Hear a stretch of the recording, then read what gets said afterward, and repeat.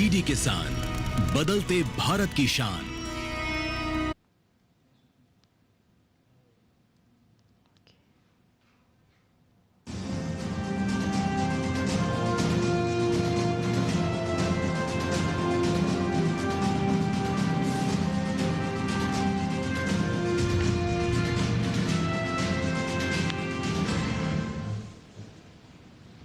नमस्कार, स्वागत है आपका किसान समाचार में। मैं रेशमा आपके साथ। आइए नजर डालते हैं इस वक्त की हेडलाइंस पर। भारत और मलेशिया के बीच 16 दस्तावेजों पर हुए हस्ताक्षर, जिसमें दूसरे क्षेत्रों के अलावा बायोटेक, हेल्थ और फूड सिक्योरिटी में सहयोग शामिल। प्रधानमंत्री नरेंद्र मोदी ने कहा, हम हेल्थ और फूड सिक्योरिटी क्षेत्र में अपनी साझेदारी को बढ़ाएंगे आगे।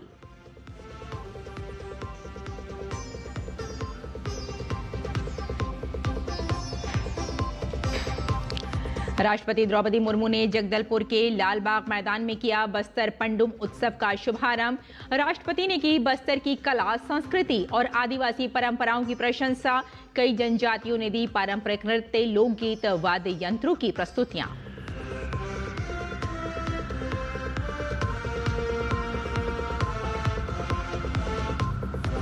मध्य प्रदेश के अमलाहा से निकलकर आया देश की दलहन नीति को नई दिशा देने वाला संदेश।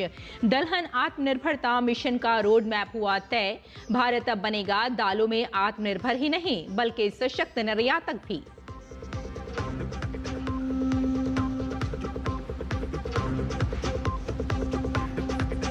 केंद्रीय मंत्री भूपेंद्र यादव ने राजस्थान के अलवर में की अलवर बर्ड फेस्टिवल में शिरकत। कहा, अलवर टाइगर मैराथन में पिछले वर्ष के मुकाबले दर्ज की गई 100% अधिक भागीदारी। टाइगर रिजर्व अब पर्यटकों के लिए बन गया है बर्ड वॉचिंग का भी एक प्रमुख केंद्र।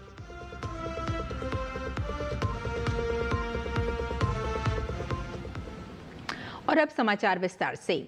प्रधानमंत्री नरेंद्र मोदी और मलेशिया के पीएम अनवर इब्राहिम के नेतृत्व में भारत मलेशिया के बीच प्रतिनिधि स्तर की वार्ता हुई। इसमें द्विपक्षीय मुद्दों पर विस्तार से चर्चा हुई।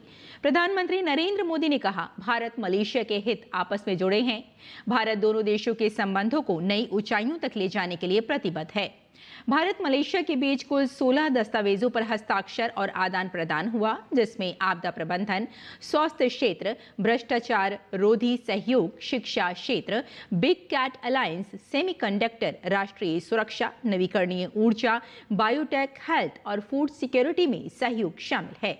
प्रधानमंत्री नरेंद्र मोदी ने मलेशिया के साथ डिजिटल, टूरिज्म सहित इंफ्रा और मैन्युफैक्चरिंग में बढ़ते सहयोग को साझेदारी की गति और गहराई करार दिया। प्रधानमंत्री नरेंद्र मोदी ने कहा कि हम हेल्थ और फूड सिक्योरिटी क्षेत्र में अपनी साझेदारी को आगे बढ़ाएंगे। सिक्योरिटी के क्षेत्र में हम काउंटर टेररिज्म, इंटेलिजेंस शेयरिंग और मैरीटाइम सिक्योरिटी में सहयोग मजबूत करेंगे। हम रक्षा सहयोग को भी और व्यापक बनाएंगे। एआई और डिजिटल टेक्नोलॉजीज के साथ साथ हम सेमीकंडक्टर, हेल्थ और फूड सिक्योरिटी में साझेदारी को आगे बढ़ाएंगे। आज आयोजित सीईओ फोरम ने ट्रेड और इन्वेस्टमेंट के नए अवसर खोले हैं। हम स्ट्रेटेजिक ट्रस्ट से इकोनॉमिक ट्रांसफॉर्मेशन का रास्ता बनाएंगे।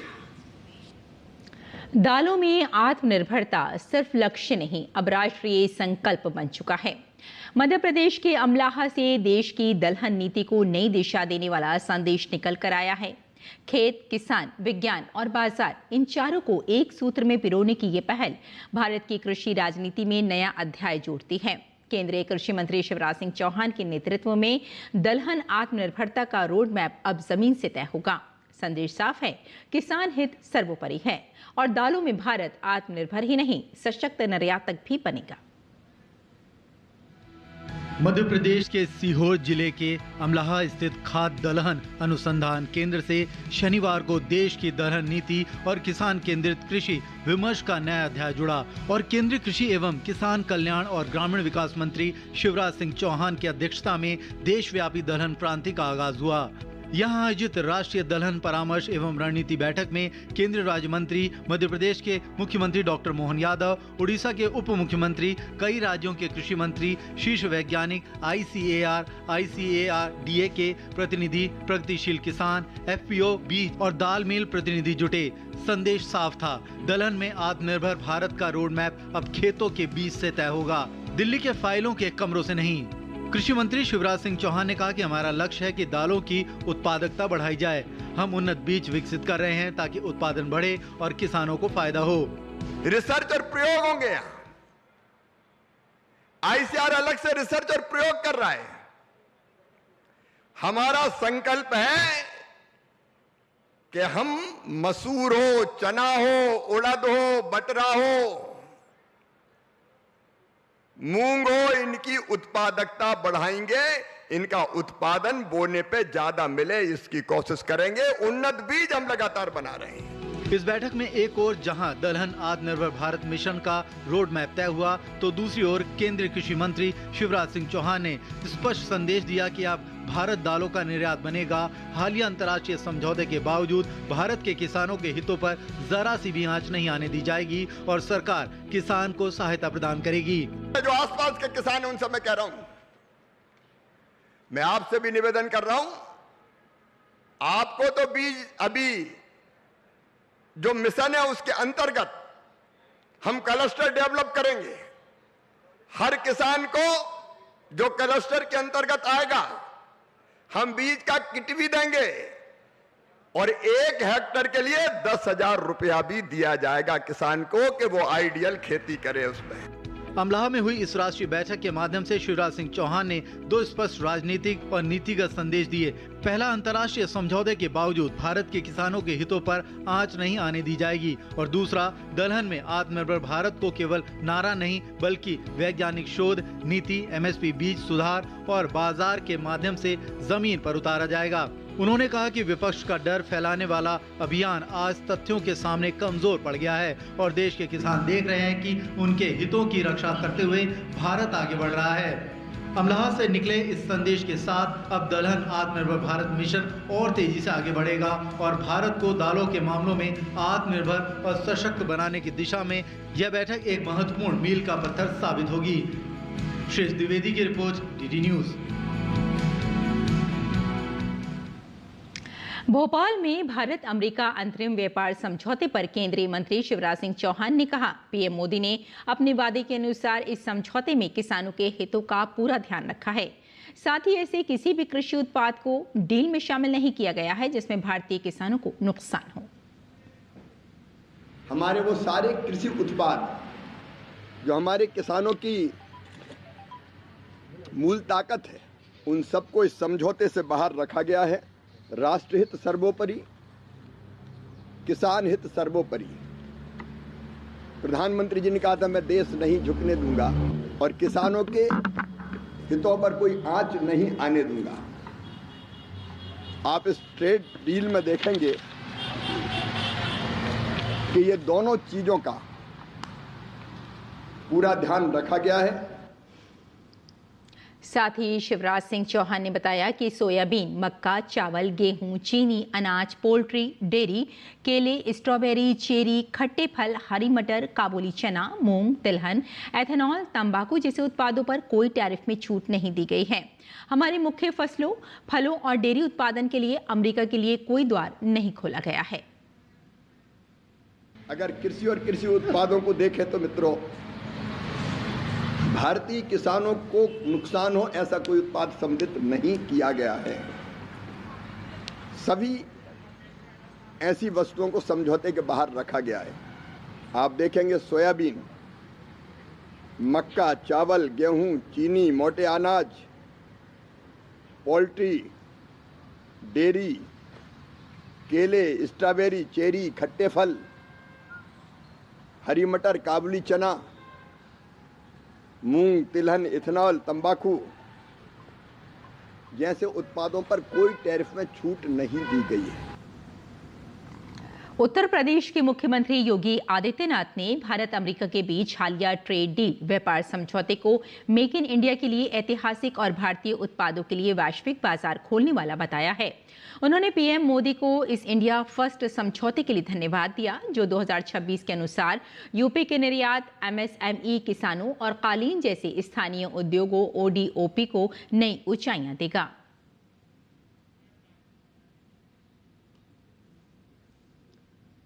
केंद्रीय ग्रामीण विकास राज्य मंत्री कमलेश पासवान ने वाराणसी के सर्किट हाउस में पत्रकार वार्ता को संबोधित किया, जहां उन्होंने वित्त वर्ष 2026-27 के केंद्रीय बजट को प्रधानमंत्री नरेंद्र मोदी के नेतृत्व में विकसित भारत के लक्ष्य की दिशा में एक बड़ा कदम बताया। उन्होंने कहा कि ये बजट गरीब, किसान, युवा, महिलाएं और मध्यम वर्ग को केंद्र में रखते हुए तैयार किया गया है। 27 का बजट मैं ये कह सकता हूं कि विकसित भारत के सपने को पूरा करने वाला ये बजट है। अगर उस बजट को आपने डिटेल में देखा होगा तो ईज ऑफ डूइंग बिजनेस, इस बजट में इंफ्रास्ट्रक्चर पर ध्यान देना, रेल कनेक्टिविटी, स्वास्थ्य के ऊपर, युवाओं के ऊपर, कृषि के ऊपर, हवाई कनेक्टिविटी के ऊपर, ऐसा कोई भी फील्ड नहीं है, चाहे हम कृषि की बात करें, ऐसा कोई भी फील्ड नहीं है कि उसको बेहतर करने के लिए, उसको मजबूत करने के लिए इस बजट में ध्यान न दिया गया।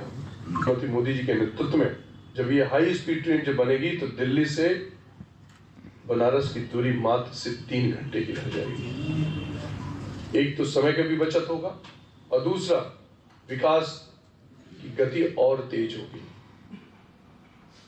छत्तीसगढ़ के दौरे पर पहुंची राष्ट्रपति द्रौपदी मुर्मू ने आज जगदलपुर के लालबाग मैदान में बस्तर पंडुम उत्सव का शुभारंभ किया। यहां राष्ट्रपति ने बस्तर की कला, संस्कृति और आदिवासी परंपराओं को करीब से देखा। इस दौरान कई जनजातियों के पारंपरिक नृत्य, लोकगीत, वाद्य यंत्रों की प्रस्तुतियां भी दी गईं। कार्यक्रम को संबोधित करते हुए राष्ट्रपति द्रौपदी मुर्मू ने छत्तीसगढ़ की संस्कृति की प्रशंसा की।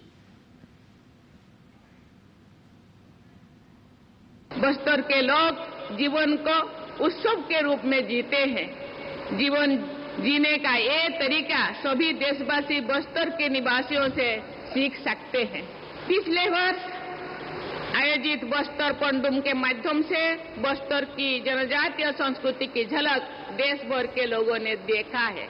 इस वर्ष के पंडुम में 50,000 से अधिक लोगों द्वारा जनजातीय संस्कृति तथा जीवन शैली से जुड़े अनेक प्रदर्शन किए जाएंगे। बस्तर की जनजातीय संस्कृति से देशवासियों को अवगत कराने के इस महत्वपूर्ण प्रयास के लिए मैं छत्तीसगढ़ सरकार की बहुत बहुत सराहना करती हूँ।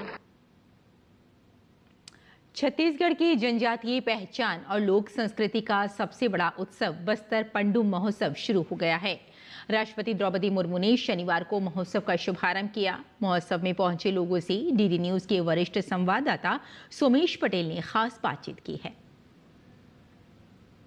बस्तर में 3 दिनों तक चलने वाला बस्तर पंडुम की धूम है और इस वक्त मैं बस्तर पंडुम में हूं, जहां पर 3 दिनों तक बस्तर पंडुम का आयोजन किया गया है। बस्तर पंडुम हो रहा है, क्या कहेंगे इसके बारे में? हमारे माननीय राष्ट्रपति महोदय जी का आगमन हुआ था बस्तर पंडुम के कार्यक्रम में, तो उन्हीं के उसमें आज हम बस्तर संभाग से विभिन्न जातियों का प्रदर्शन यहाँ किया गया। जैसे हमारे भतरा जनजाति के लोग है ना, इनके द्वारा प्रदर्शित किया गया।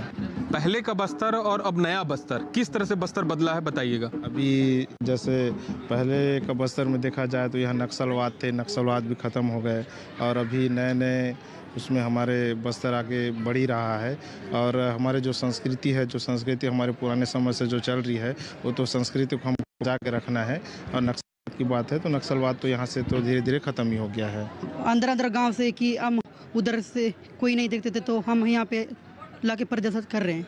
देखिए, स्थानीय लोग हैं जो बता रहे हैं कि बस्तर पूरी तरह से बदल चुका है। पहले इन्हें सम्मान नहीं मिल पाता था, लेकिन आज इन्हें बस्तर पंडुम के माध्यम से सम्मान मिल रहा है। कुछ और लोग हैं, उनसे बातचीत करेंगे। बस्तर पंडुम एक प्रकार का त्यौहार होता है सर, जो कि बस्तर पंडुम जब से आया हमारे कल्चर को आगे बढ़ाने का एक मौका मिल रहा है। लोग मतलब आकर्षक हो रहे हैं, तो इसको फिर दिखावा मतलब देख देख के फिर अपने पहनावा को फिर से पकड़ रहे हैं सर। पहले सम्मान मिल पाता था, उतना नहीं मिल पाता था सर। क्या दिक्कत होती सर? इतना मतलब पॉपुलर नहीं होता था सर, कि जब से बस्तर पंडुम आया ना तो सर, जब सबसे ना ये बस्तर पंडुम का ये पुराना स्टार्ट हो गया, जो अपना वेशभूषा को फिर यहाँ बस्तर पंडुम में लाए, तब से ये पॉपुलर स्टार्ट हो गया। तो आप साफ तौर पे सुन रहे थे बस्तर के आदिवासियों को, जिनका साफ तौर पे कहना है कि बस्तर पंडुम के माध्यम से आज ये अपने वेशभूषा, कलाकृति, संस्कृति को बता रहे हैं, विश्व पटल पे दिखा रहे हैं। पिछले वर्षों जो बस्तर में जो पिछले 4 दशक से नक्सल समस्या फैला हुआ था, वो नक्सल समस्या धीरे धीरे इस इलाके में खत्म हो रहा है, और बस्तर पंडुम के माध्यम से यही बता रहे हैं कि बस्तर अब बदल रहा है। Somesh Patel, DD news, Bastar. और केंद्रीय मंत्री भूपेंद्र यादव ने राजस्थान के अलवर में आयोजित अलवर बर्ड फेस्टिवल में मुख्य अतिथि के रूप में शिरकत की। इस अवसर पर उन्होंने जानकारी दी कि अलवर टाइगर मैराथन में पिछले वर्ष के मुकाबले इस बार 100% अधिक भागीदारी दर्ज की गई है। मंत्री ने जोर देकर कहा कि टाइगर रिजर्व आने वाले पर्यटकों के लिए अब बर्ड वॉचिंग भी एक प्रमुख आकर्षण बन गया है। हम अलवर टाइगर मैराथन का आयोजन कर रहे हैं। पिछले वर्ष के मुकाबले इस बार 100% संख्या में भी इजाफा हुआ है। लेकिन जब अलवर में लोग टाइगर रिजर्व के लिए आते हैं तो बर्ड वॉचिंग भी एक बड़ा यहाँ पे विषय है। इस बार बजट में भी तमिलनाडु की एक लेक को बर्ड वॉचिंग के लिए किया है। सिलीसेड हमारी रामसर साइट्स है। अब ये रामसर साइट्स में हम जागरूकता बढ़ाने के लिए इस फेस्टिवल का भी आयोजन कर रहे हैं। और राजधानी दिल्ली समेत पूरे एनसीआर में मौसम में बदलाव देखने को मिल रहा है। न्यूनतम और अधिकतम तापमान में बढ़ोतरी दर्ज की जा रही है। वहीं पश्चिमी विक्षोभ के कारण पश्चिमी हिमालयी क्षेत्र के छिटपुट इलाकों में हल्की बर्फबारी और बारिश के आसार बने हुए हैं। मौसम विभाग ने अगले 3 दिन की चेतावनी जारी करते हुए लोगों को फिसलन वाली जगहों पर न जाने की सलाह दी है। और आइए किसान समाचार में आगे बढ़ते हैं और जान लेते हैं देश भर की मंडियों का भाव।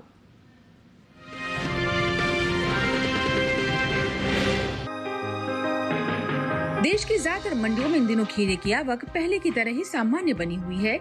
इसके हाजिर भाव को देखें तो एग्मार्कनेट के मुताबिक गुजरात की दाहोद मंडी में 6 फरवरी को खीरे का भाव था 2250 रुपए। 7 फरवरी को इसके भाव में 750 रुपए की गिरावट आई और भाव 1500 रुपए हो गया। जबकि हरियाणा की कुरुक्षेत्र मंडी में इस दौरान खीरे के सौदों में मजबूती के साथ कारोबार हुआ और यहाँ 6 फरवरी को खीरे का भाव था 2300 रुपए। 7 फरवरी को इसके सौदे 400 रुपए उछलकर 2700 रुपए पर हुए। हालांकि राज्य की सोनीपत मंडी में बीते 2 दिनों के दौरान खीरे के भाव स्थिर रहे। यहाँ 6 और 7 फरवरी को खीरा 2800 रुपए पर बिका। महाराष्ट्र की जलगांव मंडी में इस दौरान खीरे के सौदों में नरमी के साथ कारोबार हुआ। यहाँ 6 फरवरी को खीरे का भाव रहा 1200 रुपए। 7 फरवरी को इसके सौदे 200 रुपए लुढ़ककर 1000 रुपए पर हुए। खीरे के निर्यात को देखें तो एपिडा की ओर से जारी ताजा आंकड़ों के मुताबिक साल 2024 में ककड़ी और खीरे का कुल निर्यात 2,44,243 मीट्रिक टन के पार पहुंच गया था, जिसकी अमेरिकी डॉलर में कीमत 256.58 मिलियन डॉलर है।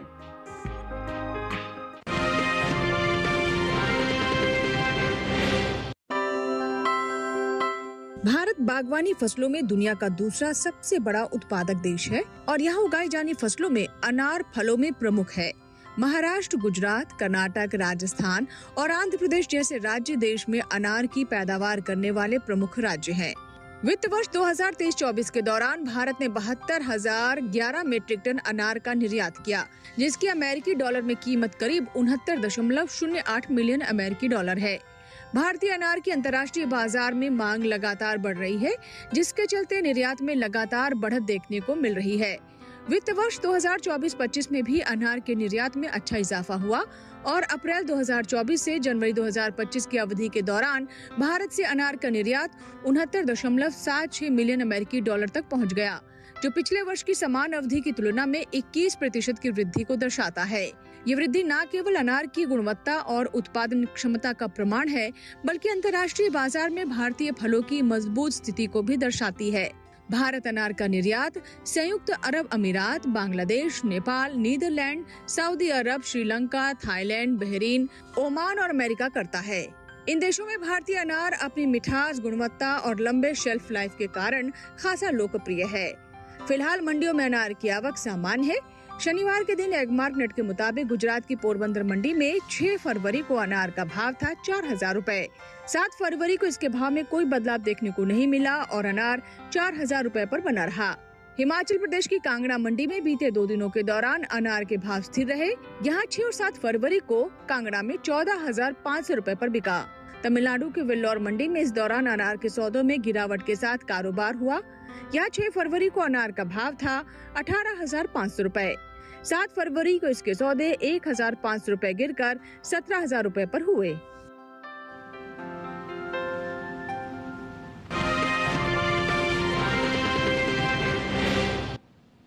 और किसान इस मौसम में कैसे रखें अपनी खेती का ख्याल, आइए जान लेते हैं।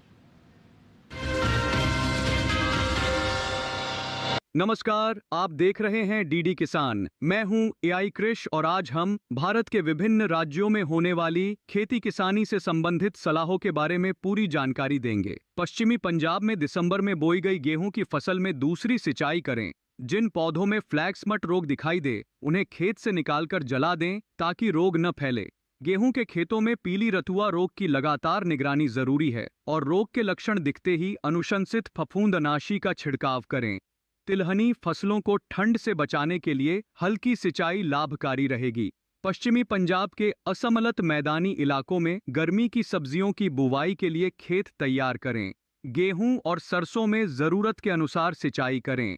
यहीं सरसों की फसल में माहू की नियमित निगरानी करें और प्रकोप ज्यादा दिखाई दे तो जरूरी दवा का छिड़काव करें। इसके अलावा फरवरी मध्य से मार्च अंत तक बोए जाने वाले गन्ने के लिए पूर्व सिंचाई करें। पंजाब के उप पर्वतीय इलाके में गन्ने की कटाई करें और गेहूं में पीली रतुआ रोग पर नजर रखें। वहीं मध्य पंजाब के मैदानी इलाके में सूरजमुखी और मक्का की बुवाई का ये उपयुक्त समय है। यहाँ इस समय फलों के नए बाग लगा सकते हैं। इसके साथ ही यहाँ इस समय बैंगन की पौध की रोपाई करें और माह के दूसरे पखवाड़े से गन्ने की बुवाई शुरू करें। ठंड और शुष्क मौसम से बचाव के लिए हल्की सिंचाई करें। हरियाणा के पश्चिमी इलाके में बदलते मौसम को ध्यान में रखते हुए गेहूं में सिंचाई करें और निराई गुड़ाई पर ध्यान दें।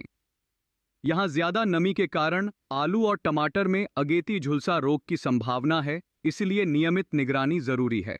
दिल्ली में भिंडी की अगेती फसल के लिए खेत तैयार करें। इसके अलावा यहाँ कद्दू वर्गीय सब्जियों के अलावा मिर्च, टमाटर और बैंगन की नर्सरी लगाएं। साथ ही गोभी वर्गीय सब्जियों, टमाटर, मिर्च की तैयार पौध की रोपाई करें। खड़ी फसलों में सिंचाई और छिड़काव से बचें। इसके साथ ही गाजर, मूली, शलजम और शकरकंद में निराई गुड़ाई करें। इसी तरह कृषि और किसानों से जुड़ी हर महत्वपूर्ण जानकारी के लिए हमारे साथ जुड़े रहिए और देखते रहिए डीडी किसान। धन्यवाद।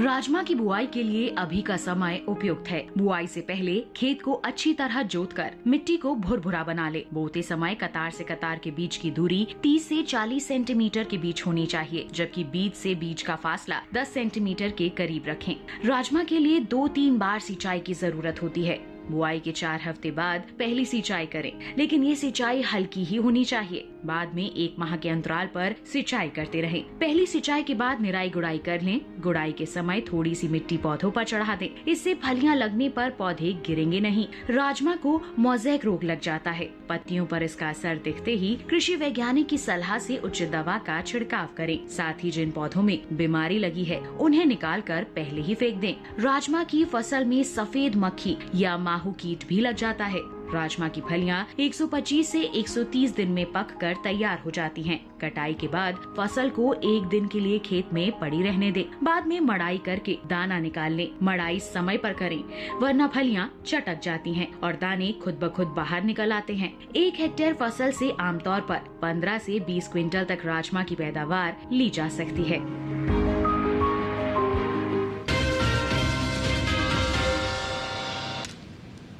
और खेती किसानी के साथ साथ आइए नजर डाल लेते हैं कुछ और महत्वपूर्ण खबरों पर। खास खबर में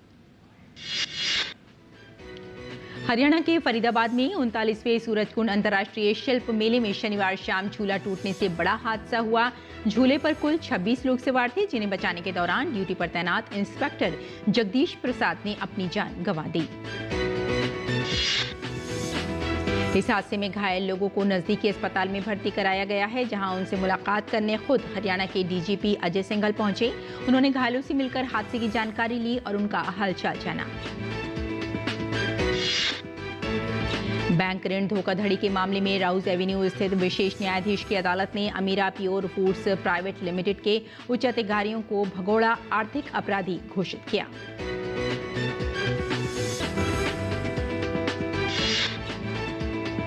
दिल्ली में आज 59वीं स्टेट्समैन विंटेज और क्लासिक कार रैली का आयोजन हुआ। इसका उद्घाटन दिल्ली के उपराज्यपाल वीके सक्सेना ने किया। मोटर वाहन उद्योग की विरासत का जश्न मनाने के लिए रैली में रोल्स रॉयस, मर्सिडीज और बेंटले की 100 साल से अधिक पुराने मॉडल शामिल किए गए। तो किसान समाचार में फिलहाल इतना ही। अनुमति थी। नमस्कार।